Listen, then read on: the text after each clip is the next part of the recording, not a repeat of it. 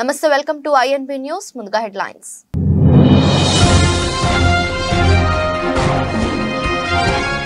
మోదీ చేతుల మీదుగా అబుదాబిలో అతిపెద్ద హిందూ ఆలయం ప్రారంభం. భోజ సన్వాసి అక్షర్ పురుషోత్తం స్వామి నారాయణ్ దేవాలయాన్ని ప్రారంభించిన భారత ప్రధాని.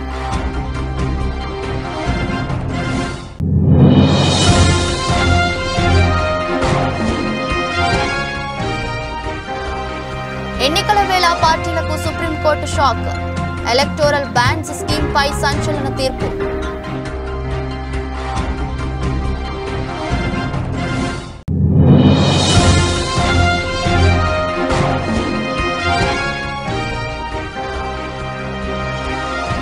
నాలుగు దశాబ్దాల చరిత్రలో తొలిసారి ఏపీ రాజ్యసభ ఎన్నికల నుంచి టీడీపీ నిష్క్రమణ.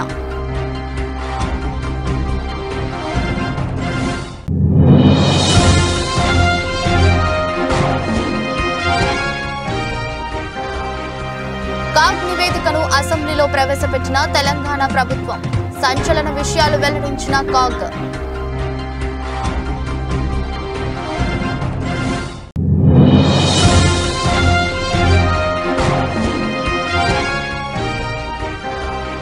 ఆదిలోనే టీమిండియాకు ఎదురు దెబ్బలు. 3 వికెట్లు కోల్పోయిన రోహిత్ సేన.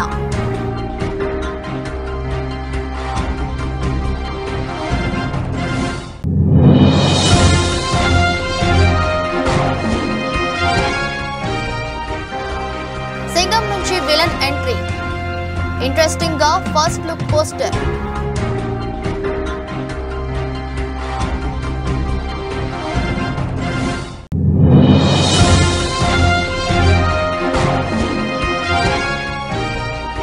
లాభాలతో ప్రారంభమైన స్టాక్ మార్కెట్లు 177 పాయింట్లు లాభపడి 72,000 వద్ద ట్రేడ్ అవుతున్న సెన్సెక్స్. అరబ్ దేశంలో అతిపెద్ద హిందూ దేవాలయం భారత ప్రధాని నరేంద్ర మోదీ చేతుల మీదుగా ప్రారంభమైంది. యునైటెడ్ అరబ్ ఎమిరేట్స్ రాజధాని అబుదాబిలో భోజ సన్వాసి అక్షర్ పురుషోత్తం స్వామి నారాయణ్ దేవాలయాన్ని మోదీ ప్రారంభించారు. అనంతరం మందిరంలో పూజా కార్యక్రమాల్లో పాల్గొన్నారు.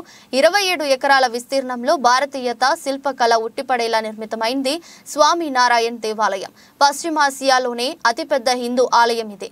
ఈ ఆలయం ఎత్తు 32.92 మీటర్లు, పొడవు 79.86 మీటర్లు, వెడల్పు 54.86 మీటర్లుగా ఉంది. దేవాలయానికి 7 గోపురాలున్నాయి. ఆలయ నిర్మాణంలో రాజస్థాన్ పాలరాయిని వాడారు. అబు మారిక్ ప్రాంతంలో 27 ఎకరాల స్థలంలో నగర శైలిలో మందిరం నిర్మాణం ఉంటుంది. ఇక్కడి ప్రార్థన మందిరంలో ఒకేసారి 3,000 మంది భక్తులు ప్రార్థనలు చేసుకునే అవకాశం ఉంది. దీంతో పాటు కమ్యూనిటీ సెంటర్, చిన్నపిల్లల పార్కు వంటివి ఏర్పాటు చేశారు. సనాతన ధర్మంలోని 8 గొప్ప లక్షణాలకు చిహ్నంగా దేవాలయ ముఖ ద్వారాలపై 8 శిల్పాలు తీర్చిదిద్దారు. హిందుస్థానియోं के दिल को जीत लिया.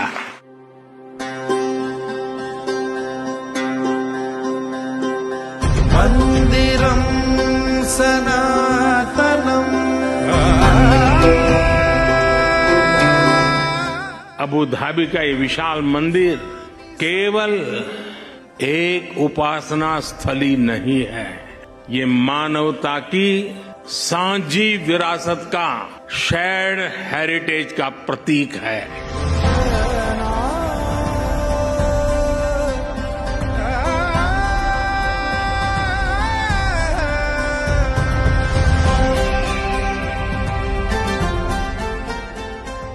आने वाले समय में यहाँ बड़ी संख्या में श्रद्धालु आएंगे. इससे यूएई आने वाले लोगों की संख्या भी बढ़ेगी और पीपल टू पीपल कनेक्ट भी बढ़ेगा. अबू धाबी में बना ये भव्य मंदिर महत्वपूर्ण है. इस मंदिर ने हमारे प्राचीन रिश्तों में नई सांस्कृतिक ऊर्जा भर दी है.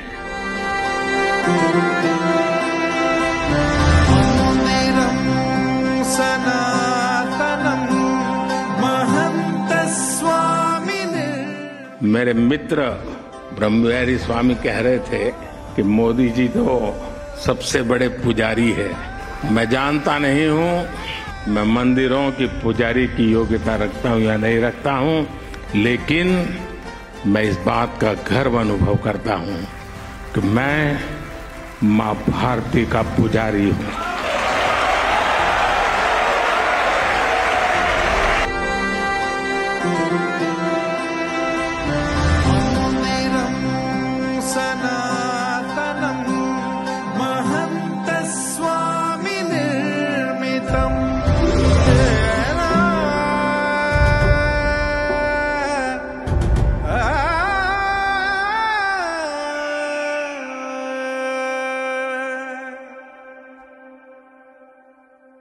ఎలక్టోరల్ బాండ్స్ స్కీమ్ పై సుప్రీంకోర్టు రాజ్యాంగ ధర్మాసనం సంచలన తీర్పు వెల్లడించింది.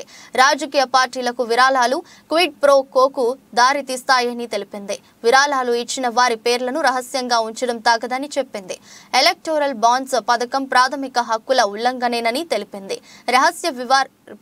రహస్య విరాళాలు ప్రాథమిక హక్కుల ఉల్లంఘనేనని స్పష్టం చేసింది. ఎలక్టోరల్ బాండ్స్ జారీ చేయడాన్ని సుప్రీంకోర్టు నిలిపేయాలని సుప్రీంకోర్టు చెప్పింది. 2019 ఏప్రిల్ 19 నుంచి ఎలక్టోరల్ బాండ్స్ కొన్నవారి వివరాలను ఈసీకి సమర్పించాలని ఆదేశించింది. మార్చి 31 లోపు ఎన్నికల కమిషన్ ఎలక్టోరల్ బాండ్స్ వివరాలను వెబ్సైట్లో ఉంచాలని సుప్రీంకోర్టు చెప్పింది. ఎలక్టోరల్ బాండ్స్ విధానం సమాచార హక్కు ఉల్లంఘన కిందకే వస్తుందని తెలిపింది. ఎలక్టోరల్ బాండ్స్ చట్ట విరుద్ధమని తేల్చి చెప్పింది. 5 సభ్యుల రాజ్యాంగ ధర్మాసనం ఈ మేరకు ఏకగ్రీవ తీర్పు వెలువరించింది. బ్లాక్ మనీ నిర్మూలనకు ఎలక్టోరల్ బాండ్స్ ఒకటే మార్గం కాదని ఇతర అనేక మార్గాలు కూడా ఉన్నాయని తెలిపింది. సుప్రీంకోర్టు ప్రధాన న్యాయమూర్తి జస్టిస్ డివై చంద్రచూడ్ నేతృత్వంలోని 5 సభ్యుల రాజ్యాంగ ధర్మాసనం ఈ తీర్పును వెల్లడించింది. ఈ ధర్మాసనంలో జస్టిస్ డివై చంద్రచూడ్ తో పాటు Justice Sanjiv Khanna, Justice BR Gavai, Justice JB Pardiwala, Justice Manoj Mishra ఉన్నారు. లోక్సభ ఎన్నికలకు ముందు ఈ తీర్పుపై కీలకంగా మారింది. సుప్రీంకోర్టు రాజ్యాంగ ధర్మాసనం గత ఏడాది అక్టోబర్ 31 నుంచి ఈ కేసుపై విచారణ కొనసాగించింది. అన్ని పక్షాల వాదనలను విన్నాక తీర్పును రిజర్వ్ చేసింది. రాజకీయ పార్టీలకు విరాళాలు అందించేందుకు ఎలక్టోరల్ బాండ్ విధానాన్ని 2018 జనవరి 2న ఈ పథకాన్ని కేంద్ర సర్కారు నోటిఫై చేసింది. ప్రజా ప్రాతినిధ్యం చట్టం 1951లోని సెక్షన్ 29A కింద నమోదైన రాజకీయ పార్టీలు ఎలక్టోరల్ బాండ్లకు అర్హత కలిగి ఉన్నాయి. ఎలక్టోరల్ బాండ్ల ద్వారా నిధులు సేకరించాలంటే ఆ పార్టీలకు గత లోక్సభ లేదా అసెంబ్లీ ఎన్నికల్లో కనీసం 1% ఓట్లు వచ్చి ఉండాలన్న నిబంధన ఉంది. ఎలక్టోరల్ బాండ్ల ద్వారా గత 6.5 ఏళ్లుగా 9,188 కోట్లకు పైగా విరాళాలను ఆయా పార్టీలు సేకరించాయని అంచనా. అందులో అత్యధికంగా లబ్ధి పొందింది BJP. Information guaranteed by Article 19(1)A includes the information of financial contributions made to political parties. The jurisprudence on the right to information, which has emanated from this court, can be classified into 2 phases. In the first phase, the focus of this court was on the close relationship between open governance and information. The judgments in this phase were premised on the principle that the citizens have a duty to hold the government of the day accountable for their actions and inactions, and they can effectively fulfill this duty only if the government is open and not clothed in secrecy. In the second phase, this court recognized the importance of information to form views on social, cultural, and political issues and participate in and contribute to discussions in the polity. A crucial aspect of the expansion of the right to information in the second phase is that the right to information is not restricted to information about state affairs, that is public information. It includes information which would be necessary to further participatory democracy in other forms. The ratio of the judgments of this court in Association of Democratic Reforms and People's Union for Civil Liberties is that the voters have a right to information which is essential for them to cast their votes. The ratio of the judgments is not restricted to information about candidates. Political parties are a relevant political unit in the electoral process. This is evident from the provisions of the 10th schedule of the Constitution, the Election Symbols Reservation and Allotment Order 1986, the Westminster form of government which confers importance to political parties, and the electoral culture in India, such as the publication of electoral manifestos by political parties. The information about the funding of political parties is essential for the effective exercise of the choice of voting. One of the factors which Telugu Desam పార్టీకి రాజ్యసభలో ప్రాతినిధ్యం లేకుండా పోయింది. 41 ఏళ్ల చరిత్రలో ఆ పార్టీకి ఇలా జరగడం ఇదే తొలిసారి. ఏపీలో రాజ్యసభ స్థానాలకు జరగనున్న ఎన్నికల నుంచి టీడీపీ తప్పుకోవడంతో ఆ 3 స్థానాలు అధికార వైసీపీ ఖాతాలో చేరిపోనున్నాయి. దీంతో ఆంధ్రప్రదేశ్ వైసీపీ ఇప్పటికే ఉన్న 8 రాజ్యసభ సీట్లకు అదనంగా మరో 3 సీట్లు చేరి ఆ పార్టీ సంఖ్య బలం 11గా మారనుంది. అంతేకాదు మరో 2 ఏళ్ల వరకు పెద్దల సభలో టీడీపీకి ప్రాతినిధ్యం వహించే వారే ఉండరు. ఆంధ్రప్రదేశ్లో రాజ్యసభ రేసు నుంచి తెలుగుదేశం పార్టీ నిష్క్రమించింది. ఈ ఎన్నికల్లో టీడీపీ పోటీ చేస్తుందా లేదా అన్న ఉత్కంఠకు ఎట్టకేలకు తెరపడింది. వైసీపీ అసంతృప్తి ఎమ్మెల్యేలు తమకు మద్దతు పలుకుతారని ఇన్నాళ్లు భావించిన టీడీపీ వారిపై ఆశలు వదులుకుంది. పార్టీ సీనియర్ నేతలతో చర్చలు జరిపిన ఆ పార్టీ చీఫ్ చంద్రబాబు రాజ్యసభకు పోటీ చేసే నిర్ణయాన్ని మార్చుకున్నారు. దీంతో ఏపీలోని 3 రాజ్యసభ రాజ్యసభ స్థానాలు వైసీపీ ఖాతాలో చేరి పెద్దల సభలో వారి సంఖ్యాబలం 11కు మారనుంది. గత ఎమ్మెల్సీ ఎన్నికల్లో చడి చప్పుడు లేకుండా పోటీకి దిగి ఒక స్థానాన్ని గెలుచుకున్న తెలుగుదేశం పార్టీ ఈసారి కూడా అలాంటి స్ట్రాటజీకి ప్లాన్ చేసిందన్న చర్చ ఇన్నాళ్లు సాగింది. వైసీపీలో అభ్యర్థుల మార్పు నేపథ్యంలో చాలా మంది అసంతృప్త నేతలుగా మారారు. పైకి కనిపించే వారే 10 మందికి పైగా ఉంటే ఇంకా లోపల చాలా మంది ఉండొచ్చనే ప్రచారం నడిచింది. ఈ క్రమంలోనే వైసీపీ అసంతృప్త నేతలతో టీడీపీ టచ్ లోకి వెళ్లడం చర్చనీయాంశంగా మారింది. ఈ క్రమంలోనే రాజ్యసభ ఎన్నికలు రావడంతో అది టీడీపీకి అనుకూలంగా మారుతుందని అందరూ భావించారు. ఎన్డీఏ కూటమిలో చేరే చర్చలు సాగిస్తున్న చంద్రబాబు బీజేపీతో కలిసి తమ వ్యూహాన్ని అమలు చేద్దామని భావించారు. ఈ క్రమంలోనే సీఎం రమేష్ ను అభ్యర్థిగా నిలుపుతారన్న ప్రచారం కూడా జరిగింది. ఈ విషయాన్ని ఆయన బీజేపీ హైకమాండ్ దృష్టికి తీసుకెళ్లగా అందుకు పార్టీ పెద్దలు గ్రీన్ సిగ్నల్ ఇచ్చారని వార్తలు వచ్చాయి. ఈ క్రమంలోనే రాజ్యసభకు నామినేషన్ వేసేందుకు అసెంబ్లీ సచివాలయం నుంచి దరఖాస్తు సైతం కొనుగోలు చేశారు టీడీఎల్పీ సిబ్బంది. తమ ఎమ్మెల్యేలతో సంతకాలతో నామినేషన్ సిద్ధం చేసి ఉంచారు. గురువారం ఆఖరు కావడంతో ఆ రోజు నామినేషన్ వేయాలని ముందుగా అనుకున్నారు. అయితే టీడీపీ అధినేత చంద్రబాబు మాత్రం ఈ విషయంలో అనేక విధాలుగా ఆలోచించారు. ఎమ్మెల్సీ ఎన్నికల్లో కేవలం 4 ఎమ్మెల్యేలతో తమ పని సులువుగా కానివచ్చని టీడీపీ రాజ్యసభ ఎన్నికల్లో 25 నుంచి 26 మంది మద్దతు కూటగట్టడం కష్టమని చర్చ నడిపింది. పైగా సార్వత్రిక ఎన్నికలకు ముందు రాజ్యసభ ఎన్నికలపై దృష్టి పెట్టడం వల్ల విలువైన సమయం వృధా అవుతుందని పార్టీ నేతలు కూడా సూచించారు. తెలంగాణ అసెంబ్లీ సమావేశాలు కొనసాగుతున్నాయి. ప్రభుత్వం కాగ్ రిపోర్టును ప్రవేశపెట్టింది. పంచాయతీరాజ్, రెవెన్యూ, కాళేశ్వరం ప్రాజెక్టుపై కాగ్ రిపోర్టర్లోని అంశాలు సంచలనం రేపుతున్నాయి. కాగ్ రిపోర్టులోకి అంశాలు కాళేశ్వర ఉక్క ప్రాజెక్టుకు కార్పొరేషన్ ద్వారా 66,854 కోట్లు తీసుకున్నారు. 14 సంవత్సరాలలోగా కాళేశ్వరం ప్రాజెక్టుకు సంబంధించి 2,52,048 కోట్ల రూపాయలు తీర్చాల్సి ఉంటుంది. బడ్జెట్లో కేవలం ఖర్చయింది 77% మాత్రమే.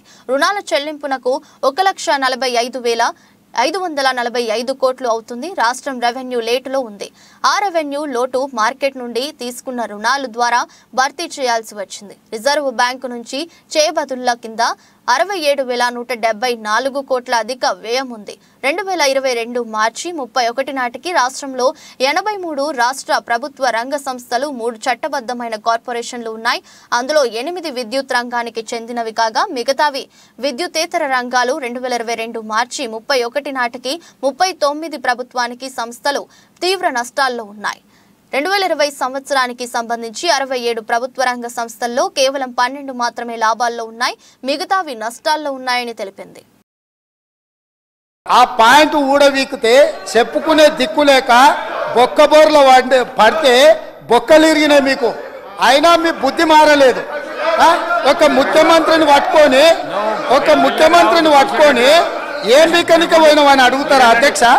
ఇది పద్ధత? ఈ రాష్ట్రం 4 కోట్ల ప్రజలు ఓట్లేసి గెలిపించిన ముఖ్యమంత్రిని పట్టుకొని ఏం బికనిక పోయినావని అంటారా అధ్యక్ష? ఇదేనా తెలంగాణ సాంప్రదాయము? ఈ రోజు నేను మళ్ళీ అడుగుతున్నా అధ్యక్ష, ఈ రోజు మేడి పండులాక కుంగిపోతే మేడిగడ్డల నీళ్లు నింపడానికి అవకాశం ఉందా అధ్యక్ష? ఇవాళ మీరే సాగునీటి పారుదల శాఖ మంత్రులుగా పనిచేసారు కదా. చంద్రశేఖర్ రావు గారు, హరీష్ రావు గారు ఇద్దరు సాగునీటి పారుదల శాఖ మంత్రిగా పనిచేసారు కదా అధ్యక్ష. ఈ రోజు వాళ్ళకే పెత్తనం ఇస్తాం, వాళ్ళనే చేయమని ఉండ్రి. ఈ రోజు ఏ రకంగా మేడిగడ్డలో నీళ్లు నింపుతారో, మేడిగడ్డ నుంచి నీళ్లు ఎత్తి అన్నారంలో పోస్తారో, అన్నారంలో నుంచి సుందిలలో ఎట్లా పోస్తారో బాధ్యత వాళ్ళని తీసుకోమని ఉండ్రి అధ్యక్ష. ములుగు జిల్లాలో గట్టమ్మ ఎదురుపిల్ల సమ్మేళనం కార్యక్రమానికి ముఖ్య అతిథులుగా తెలంగాణ రాష్ట్ర పంచాయతీరాజ్, గ్రామీణాభివృద్ధి, స్త్రీ శిశు సంక్షేమ శాఖల మంత్రి డాక్టర్ ధనసరి అనసూయ సీతక్క పాల్గొన్నారు. ములుగు గట్టమ్మ దేవాలయ ప్రాంగణంలో ఆదివాసీ నాయకుపోడు సంఘం ఆధ్వర్యంలో ఏర్పాటు చేసిన గట్టమ్మ ఎదురుపిల్ల సమ్మేళనంలో మంత్రి సీతక్క మాట్లాడుతూ, జీవితంలో ఏం సంపాదించడం అన్నది ముఖ్యం కాదని, మన పూర్వీకులు మనకు సంపాదించిన సంస్కృతి సంప్రదాయాలను మనకు ఇచ్చారో మనం కూడా రాబోయే తరాలకు కూడా సంప్రదాయాలను ఇలాగే కొనసాగించాలని ఈ సందర్భంగా గుర్తు చేస్తూ, మీకు అన్ని విధాల సహాయ సహకారాలు అందించడానికి ఎప్పుడూ మీ తోడుగా, మీ ఆడబిడ్డగా ప్రతిక్షణం అందుబాటులో ఉంటానని అన్నారు. ఈ కార్యక్రమంలో మాజీ కేంద్ర మంత్రి పోరిక బలరాం నాయక్ తో పాటు ఆదివాసీ నాయకుడు, పోడు గ్రామ పెద్ద మనుషులు తదితరులు పాల్గొన్నారు. ఏం సంపాదించినవని కాదు, ఎంత ఆచారాలు, సంస్కృతి, సాంప్రదాయాలు మన పూర్వీకులు మనకిచ్చిర్రో వాటిని మనం భవిష్యత్ తరాలకు కూడా చెక్కు చెదరకుండా ఇస్తేనే ఆ జాతుల యొక్క గొప్పతనం అనేది నిలబడుతుంది.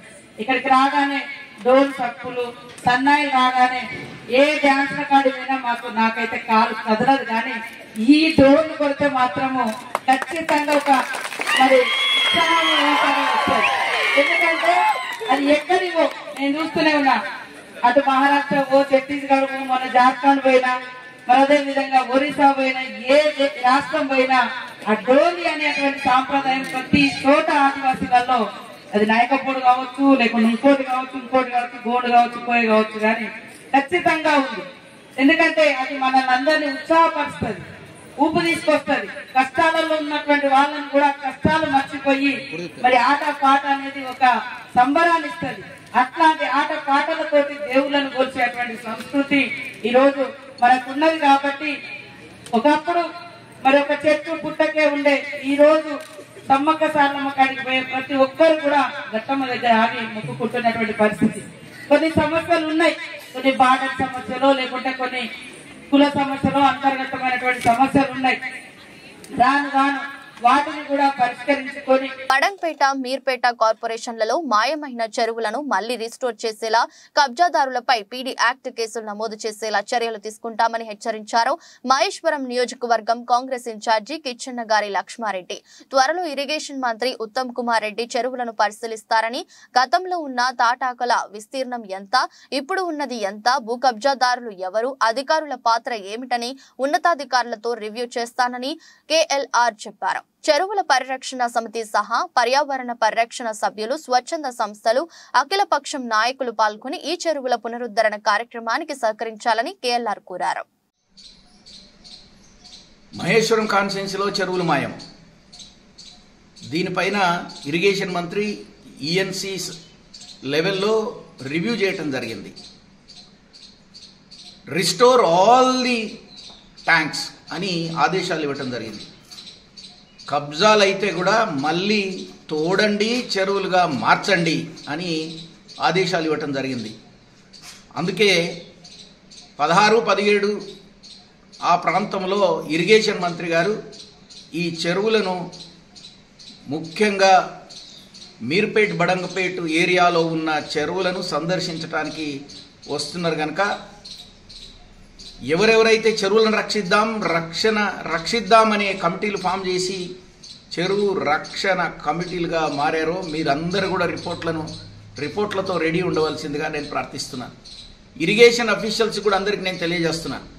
మీరందరికీ నేను ఇదివరకే చెప్పాను, మొదలు చెరువులు ఆకారము మ్యాపులు ఏవి, ఇప్పుడు ఉన్న చెరువులు ఏ విధంగా ఉన్నాయి, వాటి ఆకారం ఏంది, వీటి మ్యాపులు వేసి సిద్ధంగా ఉంచవలసిందిగా మీకు నేను చెప్పడం జరిగింది. మంత్రి గారు మీ అందరి సమక్షంలో వీటి రివ్యూ జరుగుతుంది కనుక మీరందరూ రెడీ ఉండవలసిందిగా కోరుతున్నా. అందరి నాయకులకు కూడా అందరికీ కూడా నేను తెలియజేస్తున్నా, మీ అభిప్రాయాలను తెలియజేయడానికి మీరు రెడీగా ఉండవలసిందిగా నేను కోరుతున్నాను. సికింద్రాబాద్ జోనల్ ఆఫీసులో జోనల్ కమిషనర్ రవికిరణ్ గారి ఆధ్వర్యంలో జరిగినది. సమావేశంలో మల్కాజ్గిరిలో ఈ ఇంజనీరింగ్ పనులు జాప్యం వల్ల ప్రజలు ఇబ్బంది పడుతున్నారని, శానిటైజేషన్ లో సిబ్బంది కొరత వల్ల చెత్త నివారణ సరిగ్గా జరగట్లేదని, వెంటనే చర్యలు తీసుకోవాలని డిమాండ్ చేశారు. ఈ కార్యక్రమంలో SE Anil Raj, EE Laxman, DE Mahesh, city planner Pradeep, corporators Sunitha, Mahalakshmi, Deepika, Suchitra తదితరులు పాల్గొన్నారు.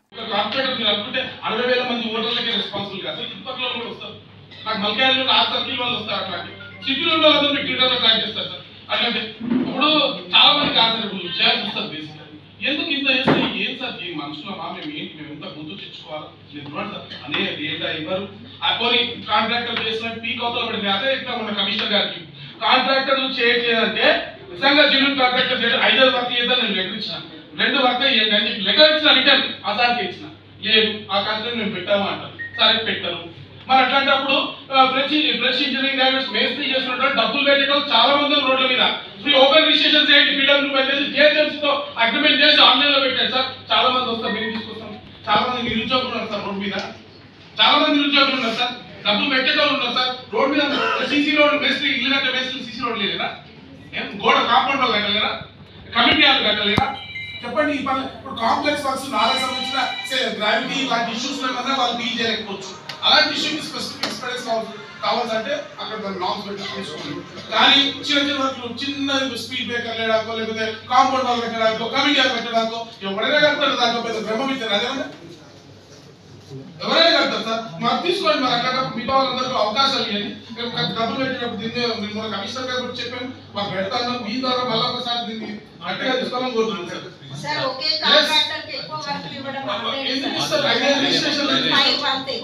ఇప్పుడు వాళ్ళందరూ చెప్తుంటే మాకు కూడా బాధ అనిపిస్తుంది సార్. మల్కాజ్గిరిలో మా సార్ ఉంటుంది. ఇదా సార్ మా వర్క్ చెప్పండి. గురజాల నియోజకవర్గం దాచేపల్లిలో భారత్ పెట్రోల్ బంకులో సునీత అనే మహిళ హైదరాబాద్ నుండి విజయవాడ ప్రయాణిస్తూ మార్గం మధ్యంలో పెట్రోల్ కోసమని దాచేపల్లిలోని భారత్ పెట్రోల్ బంకులోని తన కారును తీసుకొని వచ్చింది. సునీత తన వాహనంలో పెట్రోల్ ఫుల్ ట్యాంక్ చేయమని పెట్రోల్ బంకులో పనిచేస్తున్న బాయ్ కి చెప్పగా సదర్ పెట్రోల్ బంకులోని బాయ్ పెట్రోల్ గన్ లోని ట్రిగ్గర్ ను పదే పదే నొక్కి వదలడం గమనించిన మహిళ ఏంటి ఏమైనా పెట్రోల్ బంకులో ఏమైనా ఇబ్బందిగా ఉందా అని ప్రశ్నించగానే పెట్రోల్ బంక్ సిబ్బంది పెట్రోల్ బంక్ యజమాని సమాధానం చెప్పలేక అయోమయానికి గురయ్యారు. దాచేపల్లి భారత్ పెట్రోల్ బంక్ పై అధికారులు చర్యలు తీసుకోవాలని సునీత అనే మహిళ తెలిపారు. అది పట్టుకొని ఇది ఎట్లా ఆడుకోవటం నాకు అర్థం కాలేదు. నేను థ్యాంక్ఫుల్ చెప్పాను. అది థ్యాంక్ఫుల్ ఆటో స్టాప్ అవ్వాలి. అది అవ్వట్లేదు. The employee is saying that the gun is not working. So I want to understand since how long the gun is not working and how much petrol have passed through this. So this is a clear case of fraud happening here. And maybe not this petrol pump, I don't know how many, but this is happening for sure here. You are not supposed to touch the gun once the limit is set in the meter. Why is he playing with the gun? That's my question. G22 Wargal మండల కేంద్రం అయిన Kondapochamma project నుండి Sangareddy canal కు నీళ్లను విడుదల చేయాలని మాజీ FTC chairman Vanteru Pratap Reddy ప్రభుత్వాన్ని డిమాండ్ చేశారు. సిద్దిపేట జిల్లా వర్గల్ మండలంలోని గౌరారం వద్ద సంగారెడ్డి కెనాల్ వద్ద బీఆర్ఎస్ నాయకులతో కలిసి ధర్నా చేపట్టారు. యాసంగి పంటకు సరిపడా నీళ్లను వదలాలని, కొండపోచమ్మ ప్రాజెక్టు నుండి హల్దీ వాగు నుండి రామాయంపేట, మెదక్, నిజాం సాగర్ వరకు కాల్వ చుట్టుపక్కల ఉన్న రైతులకు సాగునీరు అందించాలని డిమాండ్ చేశారు.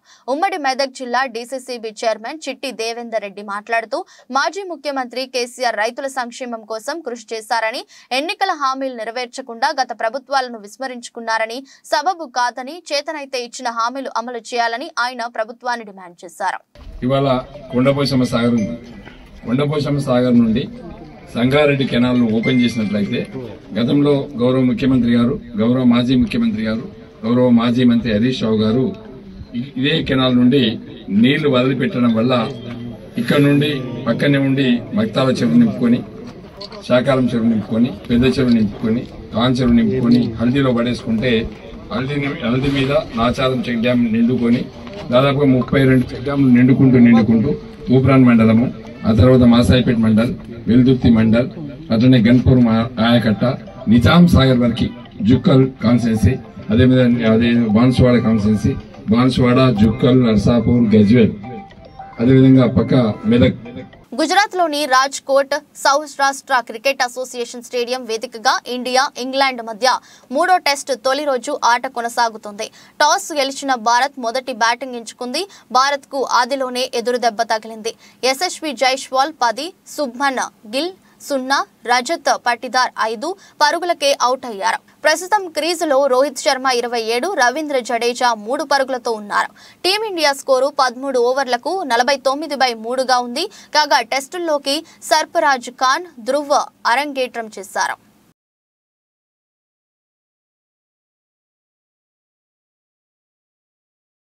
బాలీవుడ్ స్టార్ డైరెక్టర్ రోహిత్ శెట్టి సినిమాల్లో సింగం సిరీస్ కు ఎంత క్రేజ్ ఉందో ప్రత్యేకించి చెప్పనవసరం లేదు.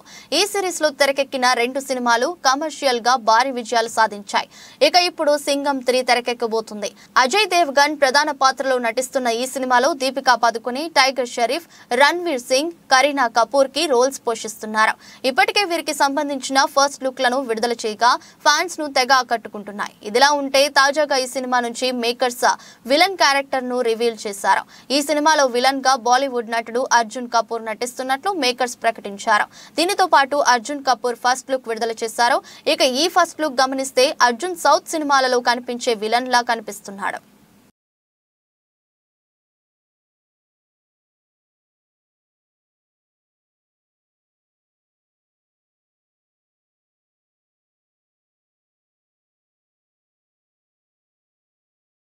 దేశీయ స్టాక్ మార్కెట్ సూచీలు ఇవాళ లాభాలతో ప్రారంభమయ్యాయి. ఉదయం 9:21 సమయంలో సెన్సెక్స్ 177 పాయింట్లు లాభపడి 72,000 వద్ద ట్రేడ్ అవుతుంది. నిఫ్టీ 48 పాయింట్లు పుంజుకొని 21,888 దగ్గర కొనసాగుతుంది. సెన్సెక్స్ 30 సూచీలో Wipro, NTPC, Infosys, TCS, Tata Motors షేర్లు లాభాల్లో ఉన్నాయి. HUL, Nestle India, UltraTech Cement, Maruti, Power Grid షేర్లు నష్టాల్లో కొనసాగుతున్నాయి.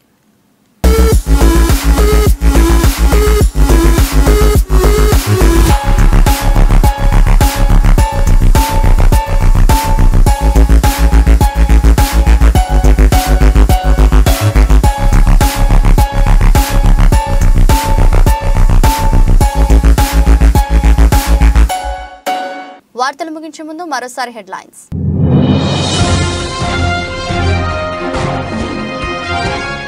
మోదీ చేతుల మీదుగా అబుదాబిలో అతిపెద్ద హిందూ ఆలయం ప్రారంభం. బోచ సన్వాసి అక్షర్ పురుషోత్తం స్వామి నారాయణ్ దేవాలయాన్ని ప్రారంభించిన భారత్ ప్రధాని.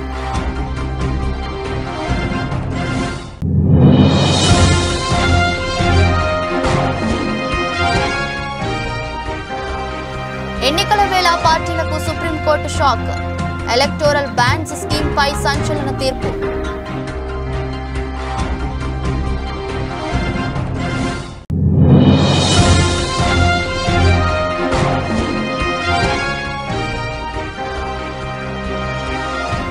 నాలుగు దశాబ్దాల చరిత్రలో తొలిసారి ఏపీ రాజ్యసభ ఎన్నికల నుంచి టీడీపీ నిష్క్రమణ.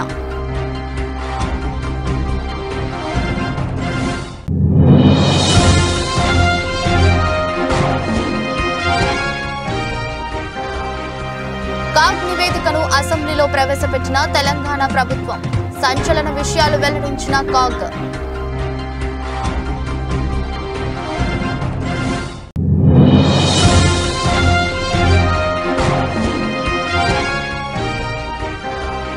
ఆదిలోనే టీమిండియాకు ఎదురు దెబ్బలు. 3 వికెట్లు కోల్పోయిన రోహిత్ సేన.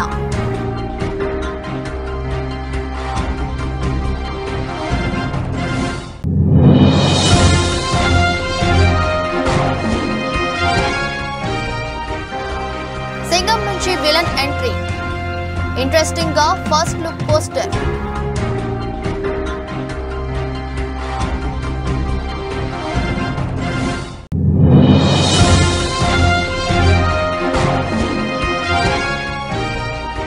లాభాలతో ప్రారంభమైన స్టాక్ మార్కెట్లు 177 పాయింట్లు లాభపడి 72,000 వద్ద ట్రేడ్ అవుతున్న సెన్సెక్స్.